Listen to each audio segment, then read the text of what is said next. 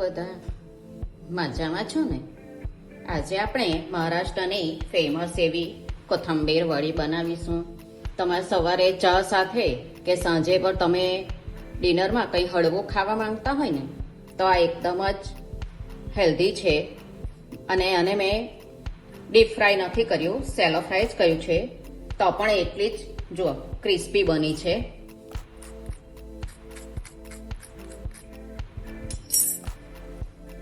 ઉપરથી એકદમ ક્રિસ્પી અને અંદરથી એકદમ સોફ્ટ છે. એક બાઉલ લઈ લીધો છે, તેમાં 2 કપ કોથમીર છે,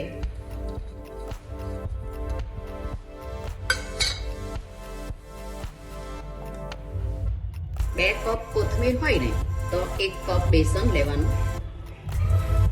1 કપ બેસન છે અને 1/4 કપ 3 મોટી ચમચી એટલે કે ચોખાનો લોટ લીધો છે. આનાથી આપણી વડી એકદમ ક્રિસ્પી બનશે. 1 ચમચી ધાણા જીરું પાવડર છે, 1 ચમચી મીઠું લીધું છે, પિંચ જેટલી હિંગ છે, 1 ચમચી જીરું લીધું છે, 2 ચમચી આદુની પેસ્ટ, 1 ચમચી લીલા મરચાની પેસ્ટ છે, 1 ચમચી ખાંડ લીધી છે, 1 ચમચી એકદમ નાની અજમો લીધો છે અને 1 ચમચી લાલ મરચું પાવડર છે.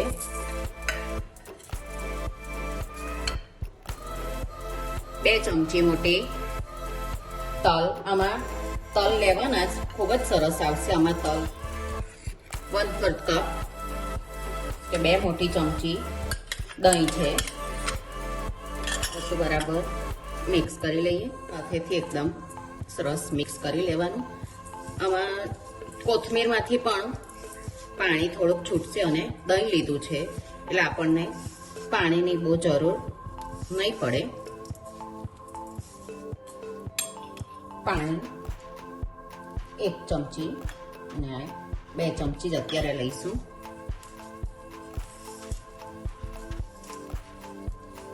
એકદમ કઠણ પણ નહીં અને એકદમ નરમ નહીં એવો આપણે ડો બનાવીશું. જો આ રીતનું આપણે રાખવાનો. તો 1 ચમચી તેલ, 1 નાની ચમચી લીધી છે તેલ,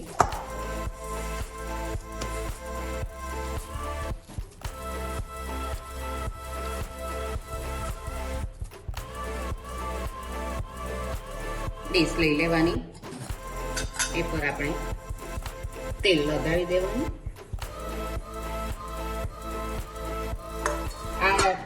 આટલા ડોને મારે આટલા લોટ બાંધવામાં ટોટલ 4 ચમચી મેં પાણી લીધું છે.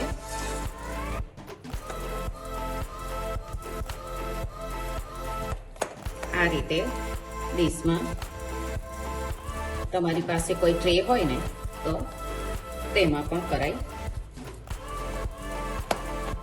એકદમ સરસ એને થેપી લેવાનું. પર થોડા તલ ઓપ્શનલ છે.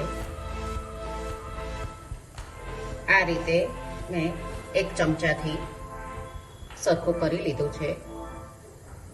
આપણે ઢોકળિયામાં આને મૂકી દઈશું. પહેલાથી જ મેં મૂકી દીધું હતું ગરમ કરવા. અંદર એક આ રીતે સ્ટેન્ડ મૂક્યું છે, એ પર આપણે આ મૂકી દેવાનું.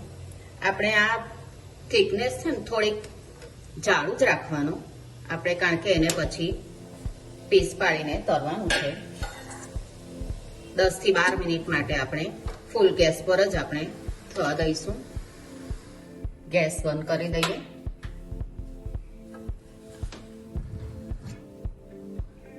આપણે થોડીક વાર માટે એને ઠંડુ થવા દઈએ. કાઢીને ઠંડો થાય ત્યાં સુધી આપણે એક ચટણી બનાવી લઈએ. વડીમાં સાથે ખાવા એક ચટણી બનાવીશું. 1 કપ લીલો કાંદો, ગ્રીન ઓનિયન, હાફ કપ કોથમીર, પુદીનાના પાન 1/4 કપ અને 1 ચમચી આદુ મરચાની પેસ્ટ છે. ચાટ મસાલો હાફ ચમચી છે. હાફ ચમચી મીઠું લીધું છે. સંચળ પાવડર છે, બ્લેક સોલ્ટ, તે પણ બધું જ મેં અડધી ચમચી લીધું છે. જીરું છે અડધી નાની ચમચી.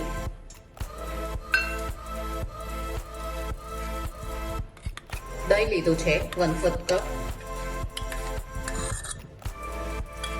અને 1 લીંબુનો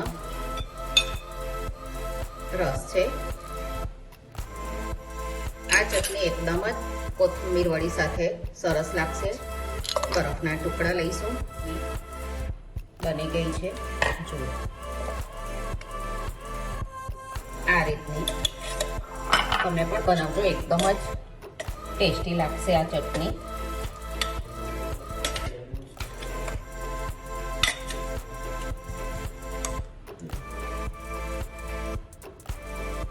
ઠંડી થઈ ગઈ છે એને આપણે આ રીતે કાપા પાડી લેવાના.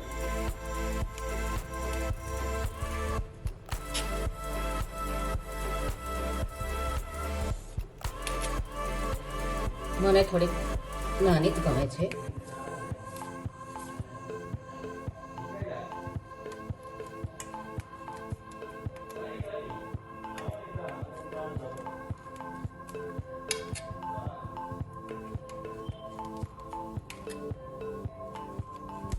એકદમ સરસ, જો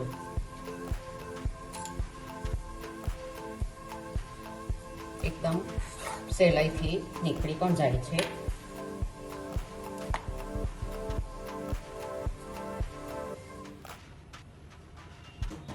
આ રીતની આટલી જાડાઈ રાખી છે.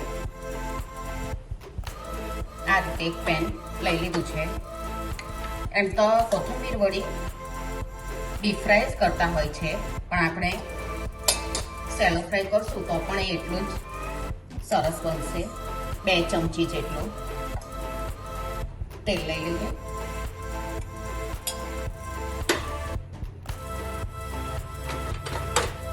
અને ગેસ એકદમ ધીમો જ રાખવાનો.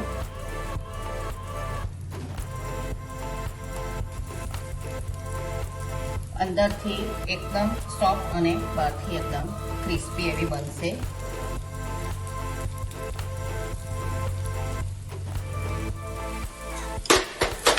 પલટાવી લઈએ. એકદમ ક્રિસ્પી થવા માંડી છે.